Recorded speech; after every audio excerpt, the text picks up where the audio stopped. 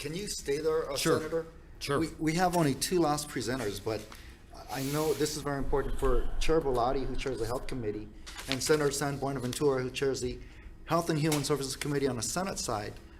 If they were hypothetically to introduce the Kratom Consumer Protection Act for Hawaii, the question is that we need to tell our colleagues as two things, as this bill is introduced and if it's to move along, would be, in addition to 11 states already passing that, if there's already federal legislation that appears to be close to passage, a lot of our colleagues may ask, what's going to be national policy?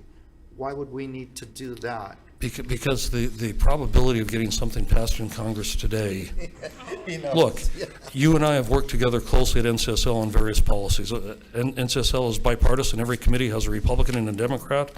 And at NCSL and at the state level, I look at your Senate President, Senator Cucci. He and Joy are good friends. Speaker Psyche followed me as president of NCSL. We're a very conservative state in Utah. We have about as high a percentage, actually not quite as high a percentage Republican majority as you have Democrat majority here in Hawaii. And yet we're Americans first and foremost, and we look for solutions. Unfortunately, that's not the game in Washington, D.C. So while legislation is introduced, what we're trying to do at the state level, and there is no comparison between kratom and marijuana in terms of its pharmacology. Marijuana is banned federally. It's still illegal technically on the books federally. But when the federal government fails to act, it's incumbent upon the states to take up the issues.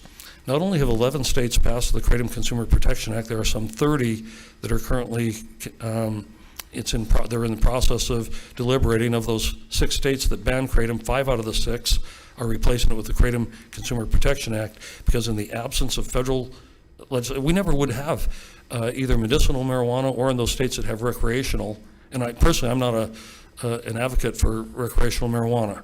I supported medicinal use for marijuana in clinical situations, but then marijuana, it clearly has mental impairment. There are other aspects of marijuana that we don't see with kratom. But had the states not acted, we wouldn't be where we're at.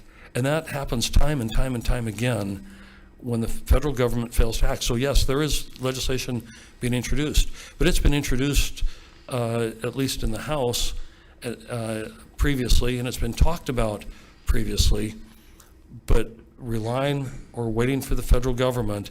In the meantime, the risk is that if you don't aggressively challenge the idea that adulterated product is on the market, the pictures you saw of space dust, that will simply give the FDA the kind of misinformation campaign that ultimately may succeed in banning kratom. That's the challenge.